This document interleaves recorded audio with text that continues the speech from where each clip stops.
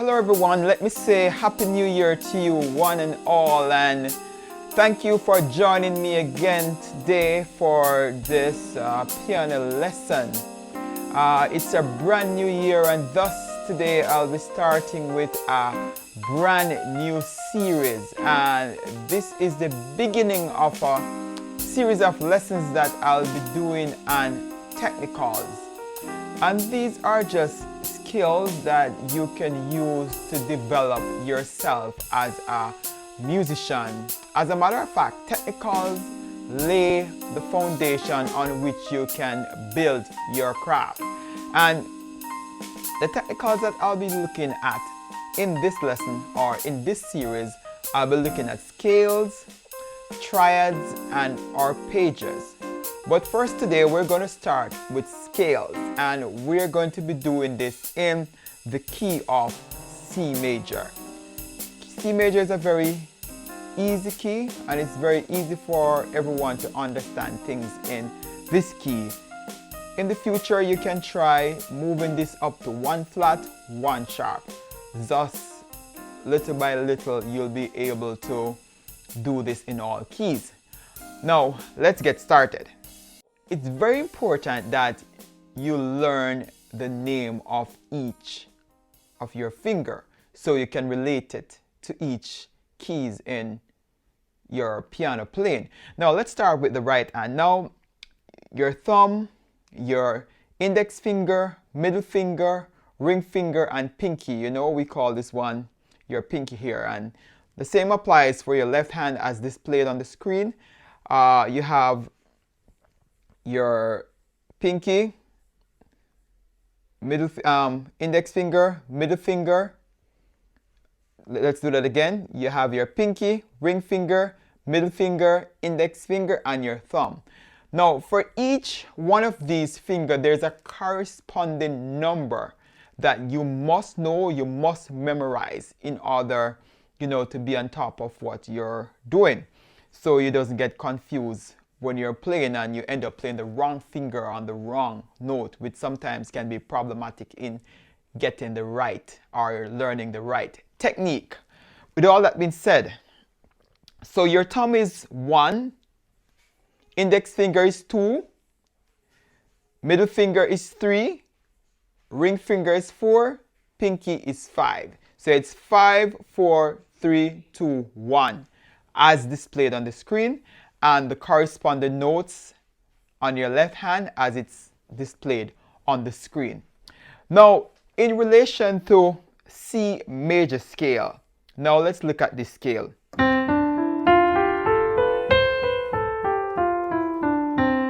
In C major scale you have 8 notes, and each finger has designated notes that you should play each degree on.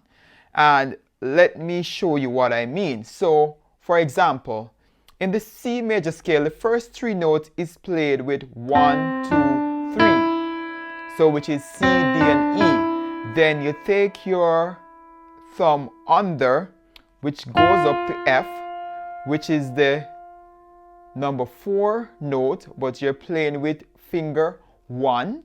Then finger 2 goes on G, and then finger 3 goes on A, 4 goes on B, and finger 5 goes on C. So the entire scale should be 1, 2, 3, 1, 2, 3, 4, 5. In the left hand, the same.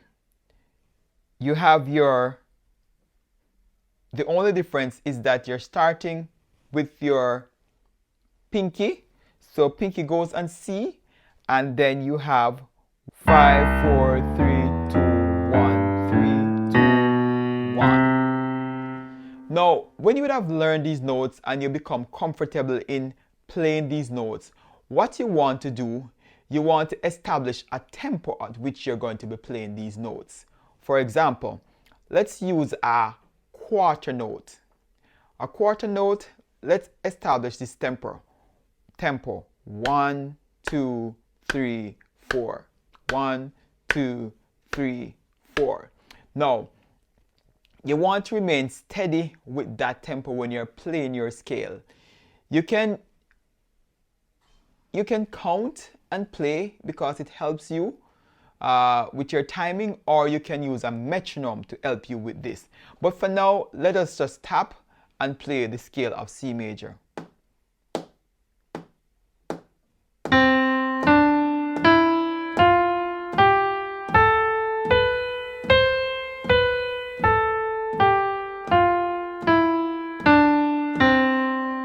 When you're doing that, ensure you're playing the correct finger on each corresponding notes. Very, very important, very crucial. Now, let's look at the left hand. The same thing applies for the left hand. You want to establish your tempo, then you want to play up the scale.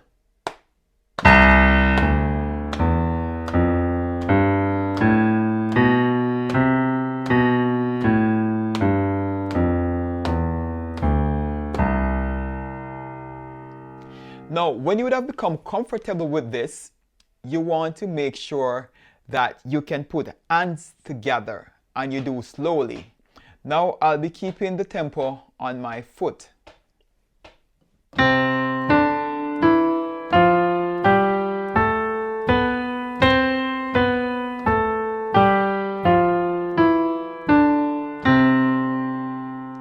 The key, you want to start on your thumb and end on your pinky. That's one way to know that you're playing the notes correctly.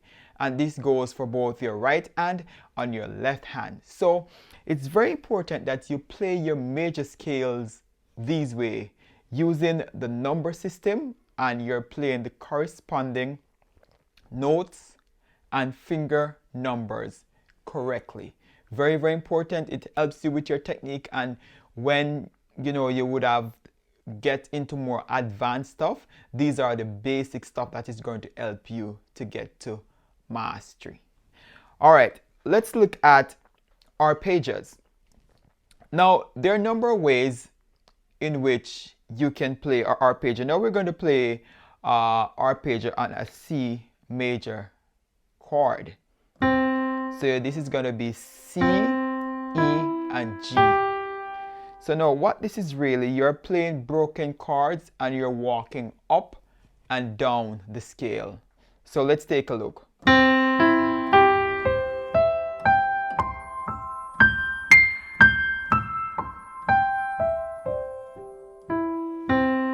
Right? And this is something that you want to be able to master both in your right hand and your left hand. You must be able to master this both in your right hand and left hand. You can practice this using 1 octave,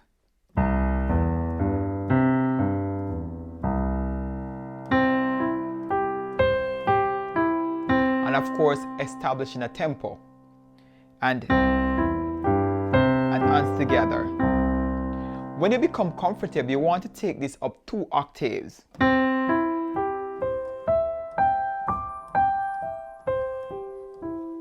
And you want to do hands separately first, then hands together.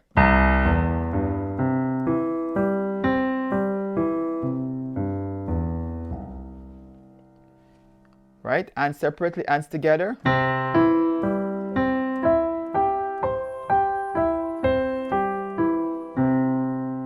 Until you become comfortable with this. Now, there are a number of ways you can play your arpeggios. This is one way that I play it. I also play it another way. Right? Depends on the style and the sound you want. Here's another way you can do it, which is just to play C, E, G, C. You just jump over. You want to practice slowly. Practice 1 octave. then up to 2 octaves, establishing a tempo. You also want to practice the same thing in your left hand. Get them moving.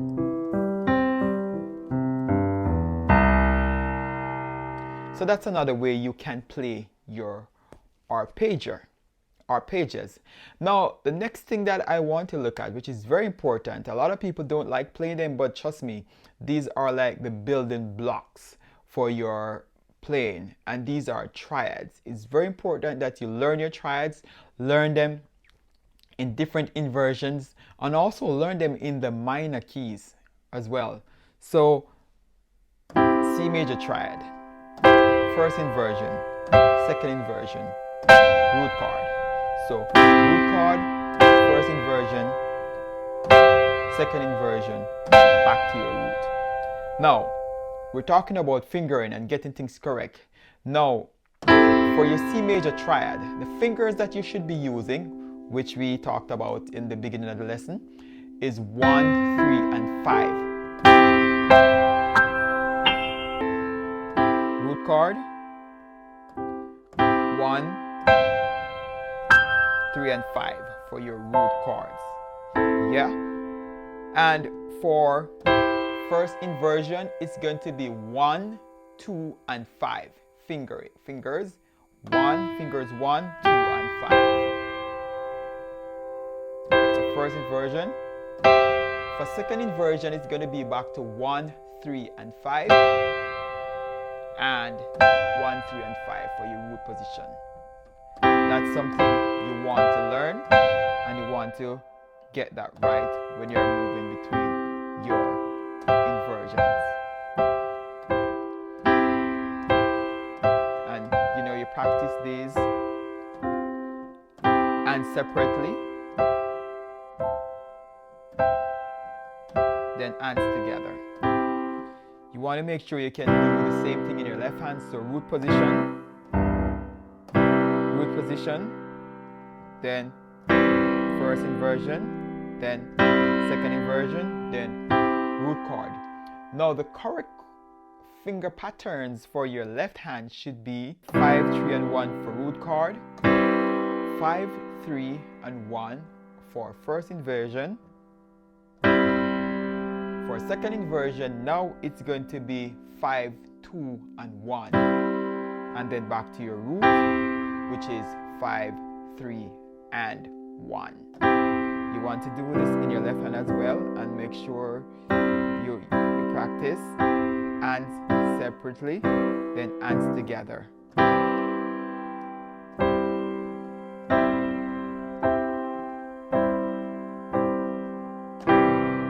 Practice up 1 octave, then you can, add additional octaves further on. Now, you also want to practice to play your triads broken.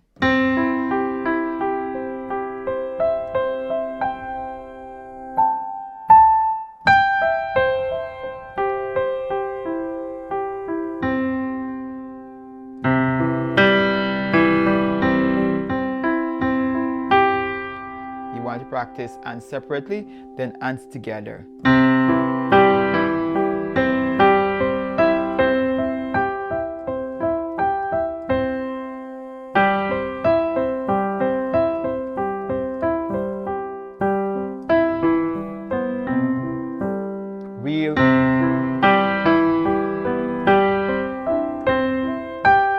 Very, very important that you will learn your scales, your arpeggios, your triads. You play them block chord, you play them as block chord, and you play them also broken.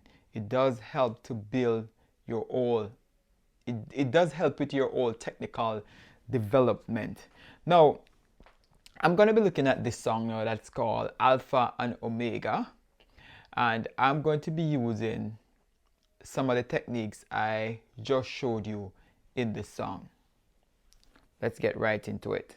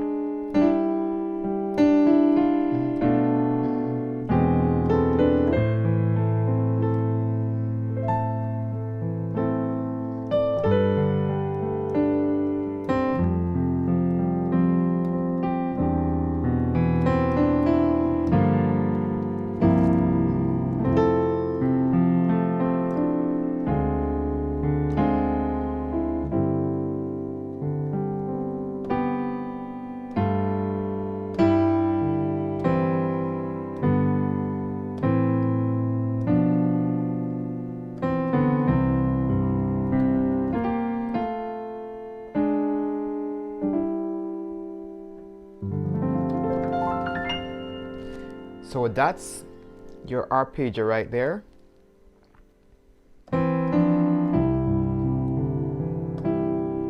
And this is me walking up my C major scale using arpeggio.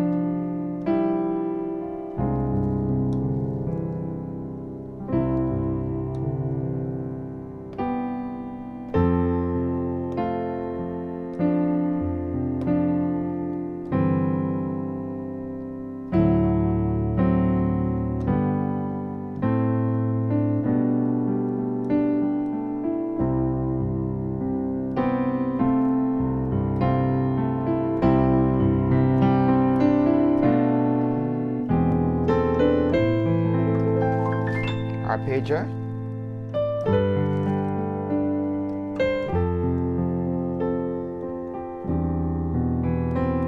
Broken chords.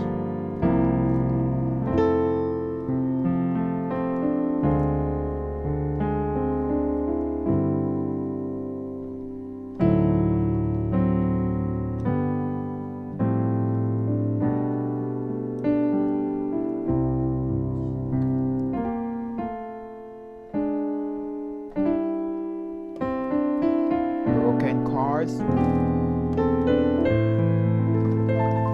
arpeggio,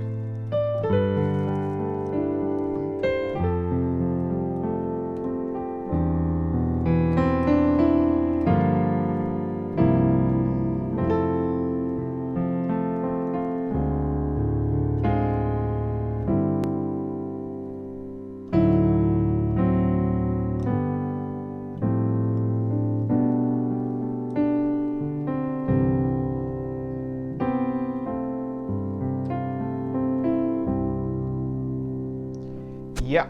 So what I'm simply doing, I'm just using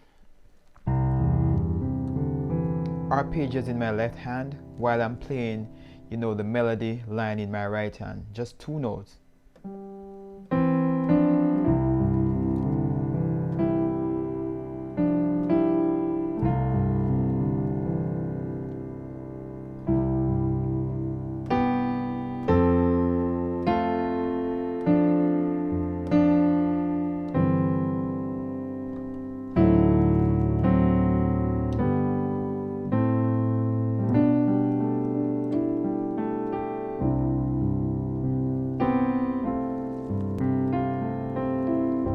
So I'm using a combination of arpeggios and broken chords.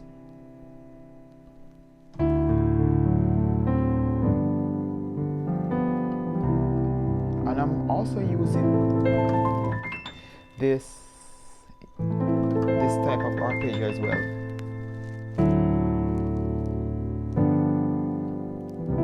As I said, it all depends on the type of sound you're trying to achieve. You know, sometimes you just want to get this. Sometimes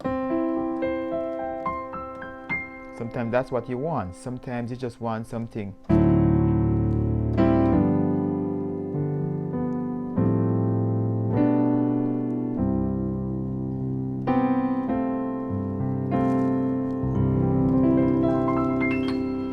Depends on what you want to hear. So these are just some ways in which you can incorporate your arpeggios, the use of your triads, use of your broken chords in your playing, just to improve your overall sound and just to add, you know, some style to your music. Thank you for tuning into this lesson today. Look out for the other lessons as I will continue in this series with different scales and different techniques that you can use to improve your playing during your practice time. Watch out for part 2, which will be coming next week, when I'll take a deeper perspective into techniques and technicals that you can use to improve yourself as you seek to develop your craft as a musician. See you on the other side.